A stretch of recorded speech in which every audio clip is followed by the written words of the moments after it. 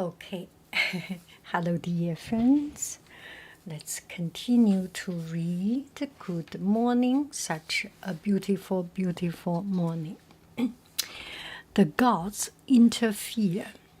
The gods who supported the Greeks were furious and frustrated. Zeus had ordered them not to interfere, but they could not bear to stand by and see the Greeks defeated. So they plotted to get Zeus out of the way. Hera, his wife, lured him into their bedroom, whispering, "I want him to sleep. No, I want to be alone with you." Once he was off guard, she lured him to sleep so that he would not see what was happening. That was quite a complicated story, actually. Hera, at first, she was not confident enough because Zeus was famous for for looking at flirting with other women, and so she was not so confident. So she dressed up, she put on perfume, she just made her makeup, and she put the lipstick on her palm and spread on the cheeks and all that. Anyway, and then she asked for a belt. As I remember, she asked a belt from Aphrodite. Aphrodite was, with that belt, she becomes a very, very attractive in way, very attractive. So, with all the tricks, all the efforts, she made it that Zeus slept with her. As soon as Zeus' eyes closed, his brother Poseidon raced down from Olympus, striding over the mountain tops until he reached the Greek ships. He disguised himself as the prophet Calchas, C-A-L-C-H-A, Calchas, as the prophet Calchas, and went to find Ajax. "Make a stand against Hector," he said. "If you dare to face him, others will come to join you." He reached out his staff and fired Ajax with new courage. Then he disappeared, pumped Ajax up, pump up his energy. That wasn't Calchas, Ajax thought. Ajax has disbelief.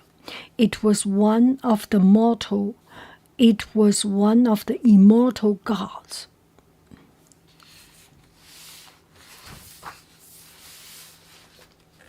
He seized his weapons boldly and turned to face the Trojans. And one by one, as Poseidon spoke to them, the other Greeks came to join him.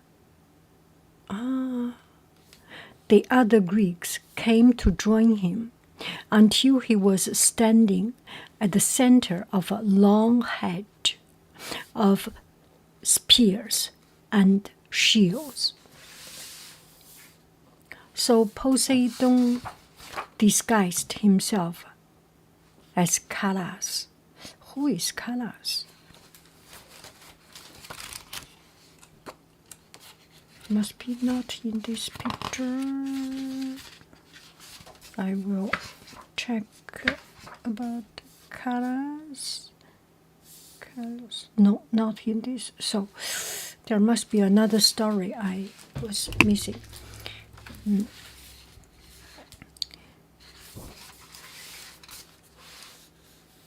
So Ajax was in the center of spears and swords and weapons and shields.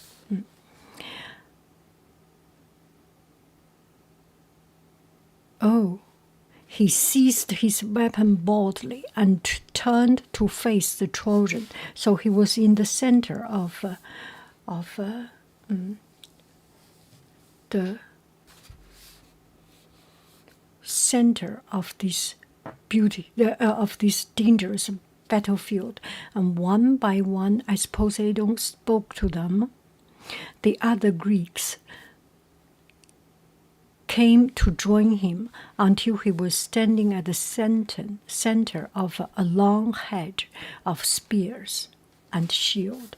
So Ajax, where is Ajax? Anyway, Ajax was standing right in the middle, in the center of Greek and Trojan fights.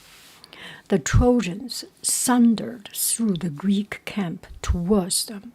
Hector was leading the way. When his soldiers saw the line of armed men, they stopped in amazement. "Keep going," Hector shouted. Bronze armor flashed as the two lines met. They were so evenly matched that neither side gave way. The Greeks couldn't drive the Trojan back, and however hard he tried, Hector couldn't break through to the ships. But Agamemnon was watching with the other wounded kings. He saw how close the Trojans were, and he knew what would happen if they did get past Ajax. They could set the ships on fire. Then the Greeks would be trapped between the wall and the sea. The Trojans would slaughter them all. Agamemnon panicked. "We must launch the ships," he said to Odysseus and Diomedes. "We must sail to safety before it's too late." Odysseus stared at him. "You want us to run away? After all we've been through? What kind of king are you? Anyway, it's impossible. The Trojans will cut us down before we can pull the ship into the water. We shouldn't be planning a retreat," Diomedes said fiercely.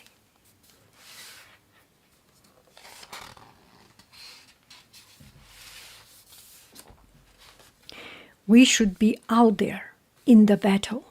I know we can't fight ourselves, but we can encourage the others." Agamemnon realized that Odysseus and Diomedes were right. Quickly, the three wounded kings went towards the battle. When they appeared, the Greek soldiers rallied, attacking the Trojans again. Poseidon was still there, urging them on, and slowly the Trojans began to give ground. The Greeks advanced, pressing them hard, and Ajax and Hector came face to face for the second time. Hector reacted instantly with a spear that flew straight and true.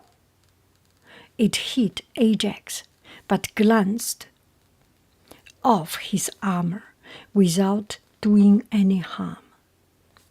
Ajax responded by flinging a massive rock as hard as he could, it hit Hector on the chest above his shield and knocked him to the ground. That changed everything.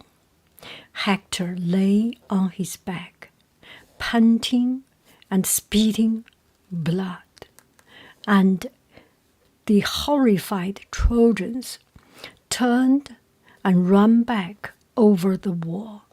It looked as though the Greeks had won. But then Zeus woke up and saw what was happening, and he was furious. "What have you done?" he thundered, turning on Hera. "I made a promise to Cities. And I mean to keep it. No victory for the Greeks until the insult to Achilles is avenged." Thunder rolled over the rocks of high Olympus, and dark clouds covered the sky above.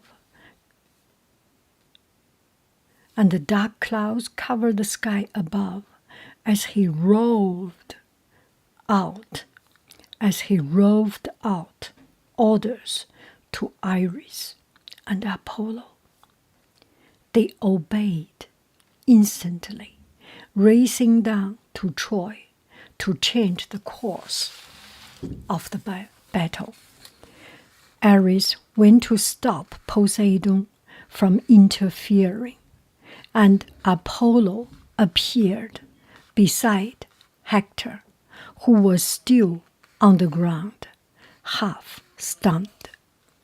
"On your feet," said Apollo. "Call up your chariot. Zeus has sent me to help you." Immediately, Hector leaped up, full of new energy. The Greeks were horrified. They'd thought he was dead, but there he was, ordering another attack. Within minutes, the Trojan chariots were pouring through the gates, and the Greeks were driven back helplessly towards their ships.